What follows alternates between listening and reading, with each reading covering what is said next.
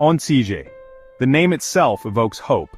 It stands for Organización de Ciegos en Guinea Ecuatorial, a promise of support for the blind, a promise of guidance, a promise of community.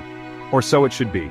Instead, Oncige has become a symbol of betrayal, a place where vulnerability is exploited and desperation is met with indifference.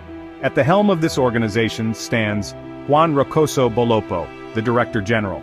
His tenure has been marked by accusations of gross misconduct, financial impropriety, and a blatant disregard for the very people Oncige is meant to serve.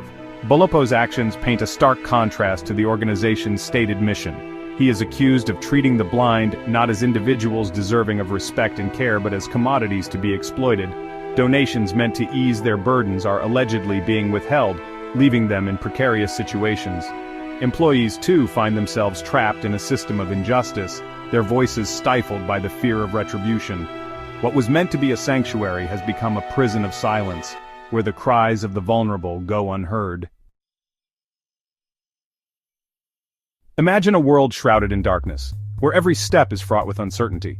This is the reality for the blind in Equatorial Guinea. They rely on Oncige for basic necessities, for guidance, for a sense of belonging. Yet under Bolopo's leadership, these basic needs are often neglected, their pleas for assistance ignored. Canes, essential tools for navigating their world, are reportedly sold back to them after being donated. The meager allowance they receive is barely enough to survive, leaving them trapped in a cycle of poverty. One harrowing example highlights the organization's alleged indifference. A blind individual, unable to pay rent, faced eviction. Despondent, they turned to Oncige, hoping for a lifeline. Their pleas for help, however, were met with silence. No support was offered, no solution provided. This is not an isolated incident. Stories abound of the blind being denied transportation to medical appointments, left to fend for themselves in times of crisis. Their voices, often muted by fear and dependence, are lost in the corridors of Oncige where compassion seems to have vanished. The culture of abuse at Oncige extends beyond the treatment of the blind. Employees too are subjected to unfair labor practices and a suffocating climate of fear.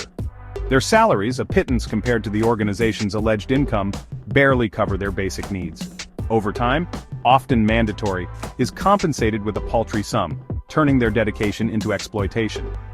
Basic worker rights, such as maternity leave, are reportedly denied, forcing women to choose between their health and their livelihoods. The fear of reprisal is palpable within Oncige's walls. Employees are allegedly punished for leaving work before Bolopo grants his permission, their time no longer their own. Drivers are reportedly used for personal errands, their official duties taking a backseat to Bolopo's whims. This culture of fear and intimidation has effectively silenced dissent, leaving employees trapped in a system where their voices are stifled and their rights are trampled upon. The situation at Oncige is a stain on the conscience of Equatorial Guinea. It is a betrayal of trust, a blatant disregard for human dignity. The time for silence is over. The time for accountability is now. We must demand justice for the blind and the employees who have suffered under Bolopo's leadership. A thorough and independent investigation is needed to uncover the truth and hold those responsible accountable for their actions. Beyond investigations and sanctions, a fundamental shift is needed within Oncige. A shift towards transparency, accountability, and genuine compassion. The organization must prioritize the needs of the blind, ensuring they receive the care, respect, and support they deserve. Employee rights must be upheld, and a safe and equitable work environment must be established. Only then can Oncige truly embody its name, becoming a beacon of hope for the blind, not a symbol of their suffering.